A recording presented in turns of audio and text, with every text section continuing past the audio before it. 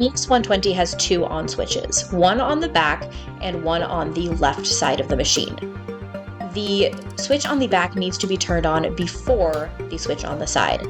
After both these switches are turned on, the computer can be turned on using the button at the right lower end of the monitor. So now that the machine is warming up, we can go ahead and open up the lid. We need to use these little alligator clips to prop up these hydraulics as they no longer work, and we do not want the lid falling on our heads during testing. The next step in the process is to open the computer program that controls the BS-120. This can just be found on the desktop of the monitor. And then we need to go ahead and start our daily maintenance before we run any testing. It is important for the BS-120 that the deionized water is filled to an appropriate volume and that the waste bucket is not too full. The other things we need to check are the sample probe, the mixing bar, and the syringe. We really need to make sure that all of these things are working properly, or else we could seriously damage the machine during our testing process. And once all of that is done, we can go ahead and sign off on it. If you need to replace the deionized water, simply place a few paper towels on the floor before unscrewing the lid and gently laying down all of the tubing and the probe on top of the paper towels. At this point, you simply pick up the bucket and go over to the deionized water station and filling it as full as you like before returning it and making sure everything is placed back in properly and screwed on tight.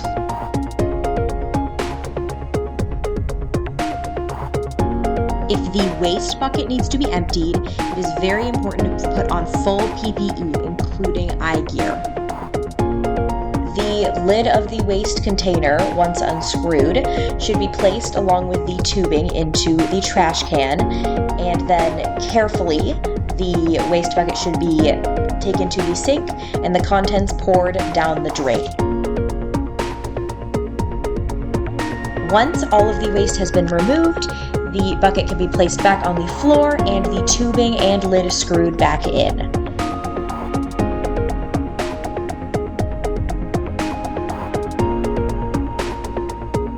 Once we log into the computer program, the BS-120 will start running automatically. It will start making this kind of humming noise, and you might just hear some whirring as these parts start moving and getting warmed up to start testing. So at this point, we need to add our wheel. This will have our reagent solution, our deionized water, and our wash solution. It will also hold all of our samples for testing. Before we can run our QC, the BS-120 needs to measure a blank without the cuvette in place. When we take the cuvette out to get this measurement, it is important to pull straight up. We do not want to bend or break any of the pins inside the machine holding the cuvette in place. Once the cuvette has been removed, we can tell the machine to go ahead and measure that blank. And then once that is done, it will indicate that we can go ahead and replace that cuvette. So we will go ahead and open the machine back up and place it back. Same thing, we want to place these straight down into the machine so that we do not break any of the pins. And then we want to close it back up. So now that that cuvette has been placed back, you can now tell the machine to measure the blank with the cuvette inside. Once this is done, you can hit next, and this will prompt the machine to begin a enhanced washing step. It is very important that the caps of the reagents be removed at this point. If not, the machine will not be able to do any testing, and you risk damaging the probes. So once you have verified that the caps are off, you can tell the machine to start that enhanced washing procedure.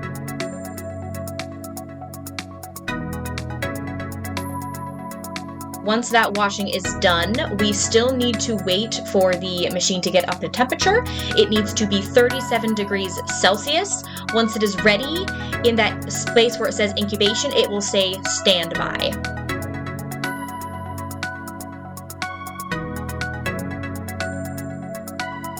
The BS-120 uses two levels of QC, level 1 and level 2. To prepare QC, you will also need the deionized water, a pipette bulb, and a 5 milliliter serological pipette. The first thing that should be done after QC is removed from the fridge or freezer is to let it thaw for 10 minutes. Once 10 minutes have passed, you can pipette 5 milliliters of deionized water into each QC vial. Once the QC has been reconstituted, let the vial sit for an additional 10 minutes before inverting. Now you are ready to put the QC on the machine. To load our QC onto the BS-120, we will use a pipette that is set to 350 microliters.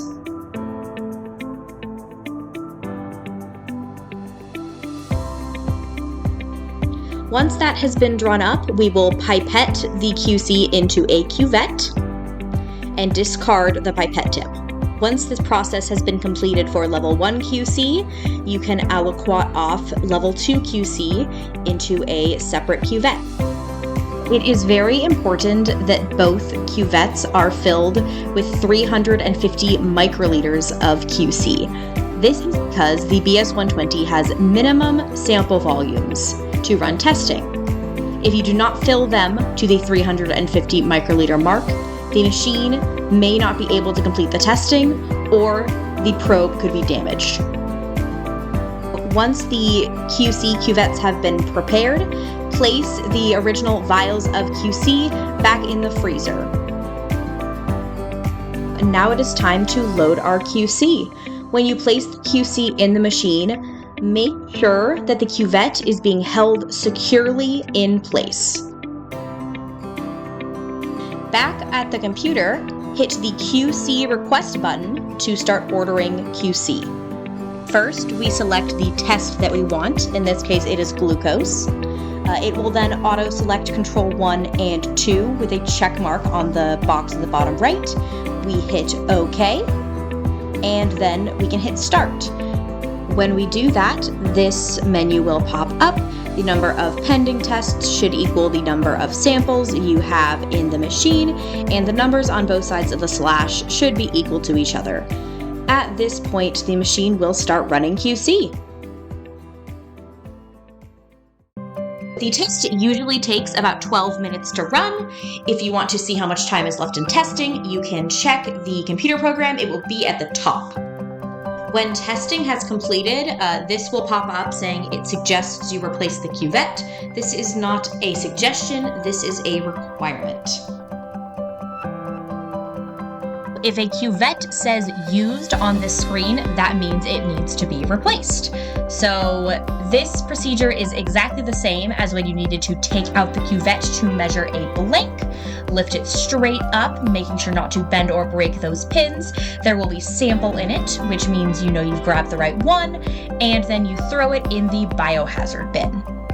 To grab another cuvette, there are extras on the right of the machine. We want to be really careful when we're removing it, to hold it by the edge. We don't want to grab it by the bottom because we want to avoid getting any fingerprints, smudging it, anything that might be on our gloves, as this may impact testing. Once we have replaced the cuvette, we can hit replace on the machine. It will spin the cuvette wheel, putting it back into operation. And then it will pop up with a new series of cuvettes. At this point, you can see it says none. There's no more cuvettes in there, no more cuvettes to replace. You can hit finish. Now we can go ahead and look at our QC results by clicking on the QC tab and going to day-to-day QC. You put in your test of choice, the control 1 and control 2. You can also put in a date range. Now you can go ahead and hit refresh. It will tell you that it will take a while. It's not going to. And once you hit OK, you can see that the QC we just ran has popped up on the screen. Now, if we wanted to, we could change that date range and look for a few weeks past, a few months past, and more data would be showing up here. When you have everything you need, you can hit print, and it will print out of the printer to the left of the monitor. Once QC has finished and you've printed results, make sure to take out those cuvettes and toss them in biohazard.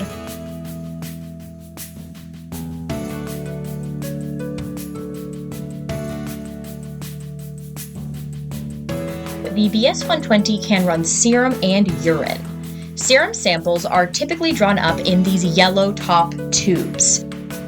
All serum samples must be centrifuged before they are placed on the BS-120 for analysis. It is important that these samples be allowed to sit for 30 minutes after collection, but no longer than 4 hours. If they're within this time window, you can go ahead and place them in the centrifuge. Make sure you balance it. The centrifuge will run at 2,500 RPM for 15 minutes. If both of these look all right, then you can go ahead and hit start and start running your samples. If you do not want to use your serum samples immediately, you can aliquot them off into a smaller tube and freeze them. They will be good for several years. Once our samples are out of the centrifuge, we want to aliquot them off to run on the analyzer. This is because the gel in the serum separator tubes, if our analyzer sucks that up, it will permanently damage the probe. So we have this little vial here. The blue liquid is an indicator of the minimum volume that should be placed into a tube like this. So that is a lot. It's about 1 ml. So we usually go ahead and put 350 milliliters into a cuvette, just like we did for the QC. Once we have our serum samples, we can get them ready to be placed on the analyzer. This process is exactly the same as preparing QC. You just take 350 microliters of that serum sample and place it into a cuvette, and then repeat for as many samples as you would like to run. To order samples on the computer program, we first go to Sample Request, and then up where it says Patient, you can put whatever patient identifier information you have on the sample. After that, we select the test we want to run and hit OK. It will automatically add that sample over to the left. It will also tell you where to place that sample cuvette. You repeat this process for however many samples you will be running. Once you know the locations of each sample, you can go ahead and place them in the machine according to the program specifications. These two were placed in positions 1 and position 2. And then just like with QC, you can hit start. It will pop up with a similar menu. You want to make sure, like with QC, that the pending test matches what you are actually running. Hit OK, and it will go ahead and start testing. It will look and sound very similar to QC. Once your samples have finished running, you will go through the exact same process that you had to do for QC, which is replacing that cuvette. Once you have verified that your cuvettes have been replaced, you can hit finish, and then over on the left, you can click results. This will pop up a page with the tests you have just finished.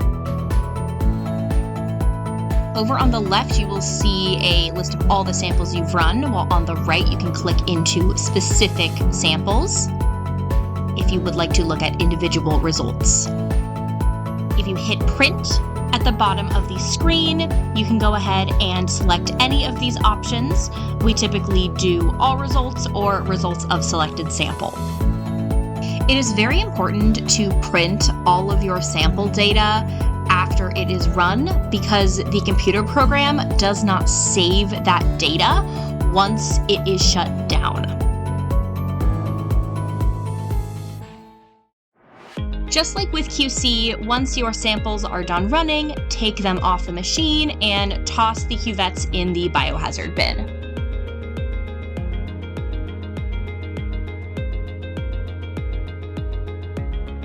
When you are ready to turn off the analyzer, hit the exit button on the computer program.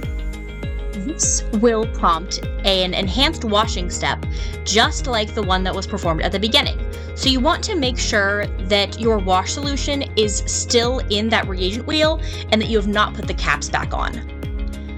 Once you have confirmed this, the machine will undergo this washing step. Once the wash is completed, the machine will prompt you again to change that main cuvette if you haven't, and if you select next, it will shut down that program. The next step is to then shut down the computer itself.